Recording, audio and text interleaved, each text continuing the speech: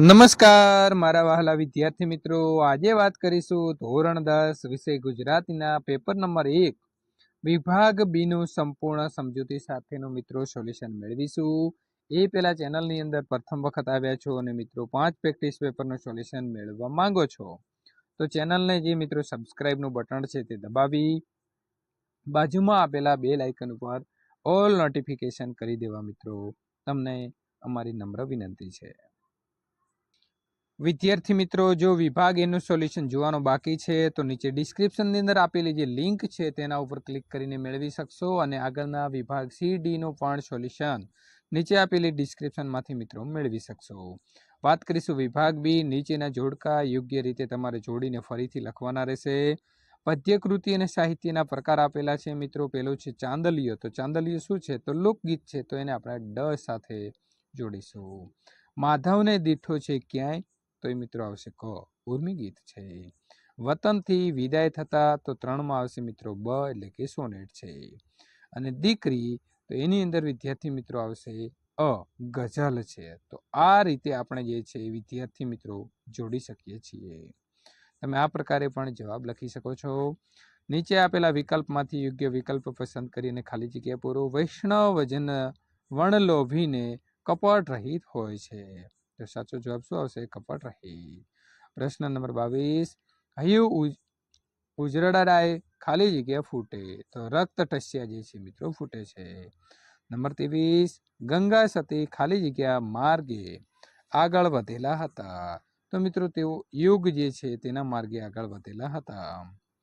પ્રશ્ન નંબર 24, કવિ રાજેન્દ્ર શાહના મતે આપણી વ્યથા બીજાને મન ખાલી જગ્યાની કથા હોઈ શકે, તો મિત્રો આનંદનો જે છે વ્યથા પણ હોઈ શકે છે।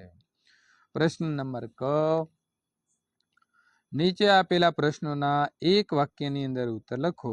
પ્રશ્ન નંબર 25, કવિની દ્રષ્ટિએ ભારવાળું મુગટ એટલે શું, તો કવિની દ્રષ્ટિએ મિત્રો ભારવાળું મુગટ એટલે જવાબદારી વાળું મુગટ।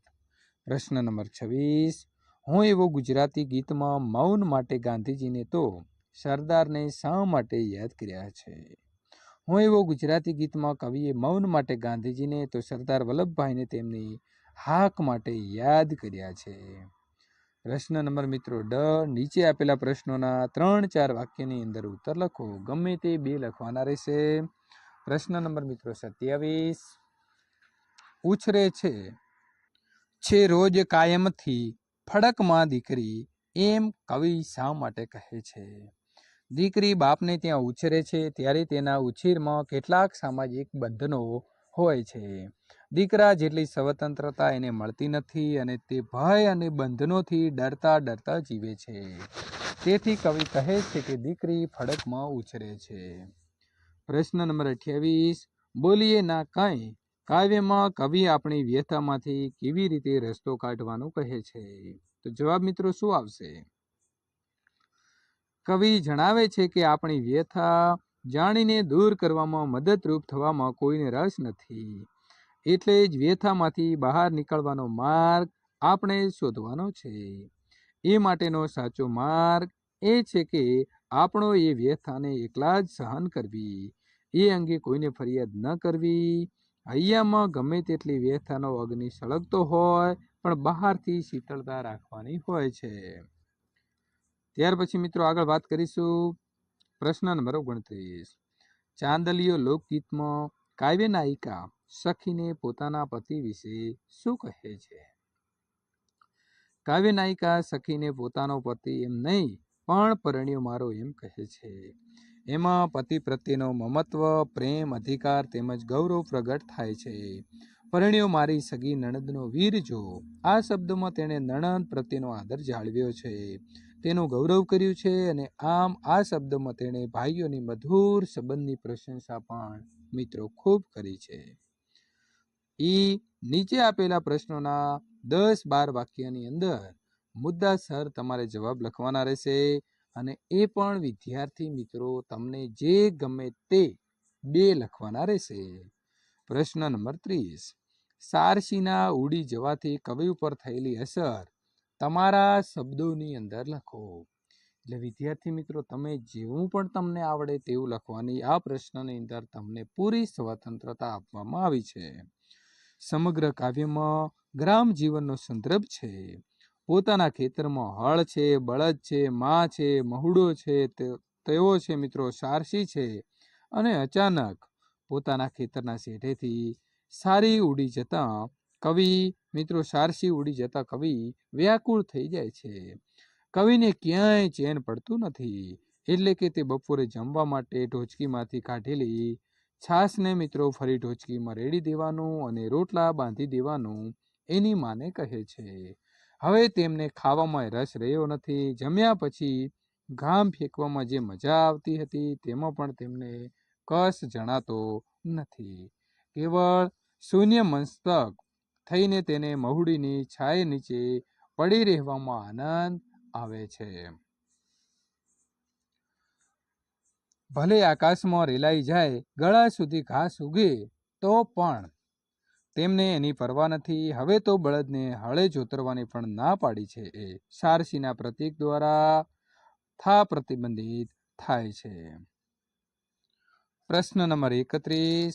નરસિંહ મહેતા રચિત વૈષ્ણવ જનપદના આધારે વૈષ્ણવ જનના મિત્રો લક્ષણો જણાવો. વૈષ્ણવ જનનો એક સામાન્ય અર્થ છે વિષ્ણુ ભગવાનની નિત્ય ઉપાસના કરનાર. વિષ્ણુ ભક્તિ નરસિંહ મહેતાએ આ સામાન્ય સમજ ઉપરાંત વૈષ્ણવ જનનો અન્ય વિશેષ લક્ષણો દર્શાવીને વૈષ્ણવ જન શબ્દના અર્થને વિશાળ જીવન સંદર્ભો સાથે પદ દ્વારા નવો અર્થ આપ્યો છે. નરસિંહ મહેતાની દ્રષ્ટિને મિત્રો નીચેના લક્ષણો ધરાવનાર જે માનવી છે એ જ સાચા અર્થની અંદર વૈષ્ણવજન છે. સાચો વૈષ્ણવજન પરાઈ પીડાને આત્મસાત કરી ભલાઈ દ્વારા તે પીડાને સહેજ પણ અભિમાન લાવ્યા વિના પવિત્ર ભાવથી દૂર કરવા પ્રયત્નશીલ રહે છે. તે નમ્ર હોય છે, સૌને વંદન કરે છે, સૌની સામે આદર પામે છે. કોઈ ના કરે તો તે કરતો નથી, પણ પોતે કોઈની નિંદા પણ કરતો નથી. મન, વચન તેમજ કર્મમાં કશો વિરોધાભાસ હોતો નથી. એ જ એનું સાચું ચારિત્ર્ય છે. કવિ આવા વૈષ્ણવજનની માતાના જીવનને ધન્ય માને છે કે વૈષ્ણવ આવી છે તે સમાન દ્રષ્ટિ સૌને જુએ છે. એને મન કોઈ મોટો નથી તો કોઈ નાનો નથી. જે ઈચ્છા કે કામના સૌને દુઃખી કરે છે એનો એણે ત્યાગ કર્યો છે. પર સ્ત્રીને માતા સમાન ગણે છે અને સાચું બોલે છે, સાથે જીવે છે, સાચાને સાથ આપે છે. મહેનતનું ખાવું મિત્રો તેને ગમે છે અને બીજાની મહેનતનું પારકું ધન એના માટે તે જાય છે અને હાથ પણ તે અડાડતો નથી. એને મોહ માયા સ્પર્શતો નથી, એથી એ પર હોય છે. એનું જીવન ઝલક મલવત હોય છે. અંતરમાં દ્રઢ વૈરાગ્ય હોય છે અને ચિત્ત રામ નામની ધૂનમાં તન્મય હોય છે. નિર્લોભી, નિષ્કપટી અને નિર્મળ હોય છે. કામ અને ક્રોધ ઉપર તેણે કાબુ મેળવ્યા હોય છે. પ્રશ્ન નંબર 32. દિવસો જુદાઈના જાય છે. ગઝલમાં કવિની મનઃસ્થિતિ તમારા શબ્દોની અંદર વર્ણવો. દિવસો જુદાઈના જાય છે ગઝલના આરંભની પંક્તિમાં જ કવિ મિત્રો અહીં ક કરી દેજો. ગનીની વિયોગની મનસ્થિતિને વ્યક્ત કરે છે. તેમ છતાં કવિને આશા છે કે એ જ જુદાઈ તેમના એક દિવસ મિલન સુધી લઈ જશે. જીવનમાં ભલે શત્રુ આવ્યા હોય પણ એ જ તેમનો હાથ પકડીને તેમના સ્વજન સુધી લઈ જશે. કવિને ધરતી સુધી કે ગગન સુધી જવામાં રસ નથી. તેમને તો જીવનમાં ઉન્નતિ થાય કે પતન થાય તેવા માર્ગ સુધી પણ જવું નથી. તેમને તો એકબીજાના દિલ સુધી પહોંચવું છે અને તેમના દિલમાં વસવું છે. કવિ ઈશ્વરને પ્રાર્થે છે કે તમે રાંકના રતન સમા છો, એમના આંસુ વ્યર્થ ન જાય એ તમારે જવું રહ્યું. અમારી આટલી વિનમ્ર અરજી તમને માન્ય હોય તો તમે હૃદયથી એ રાંકના નયનોમાંથી વહેતા આંસુને લૂછવા પહોંચજો. ઈશ્વર તો રાજરાણીના વસ્ત્ર જેવા છે અને રાજરાણી થોડી વાર માટે વસ્ત્ર પહેરીને તે કોઈ ગરીબને આપી દે છે, પણ ટૂંક સ્ત્રી અમે ચૂંદડીને ઈશ્વરની પ્રસાદી ગણી કફન સુધી રાખીએ સાથે. હૃદયમાં જો વિયોગની વેદના આગ વધી જાય તો પણ એ વિરહ અગ્નિની વેદના પવન સુધી એટલે કે બહાર નીકળે એ પહેલા જ ઈશ્વર કૃપા કરી અને અમારા શ્વાસ બંધ થઈ ગયા. વિદ્યાર્થી મિત્રો, ત્યાર પછી વિભાગ સી નું સોલ્યુશન મેળવવા માટે અહીં આપેલી એન્ડ સ્ક્રીન અથવા નીચે ડિસ્ક્રિપ્શનની અંદર આપેલી લિંક ઉપર ક્લિક કરીને વિદ્યાર્થી મિત્રો તમે સોલ્યુશન મેળવી શકો છો.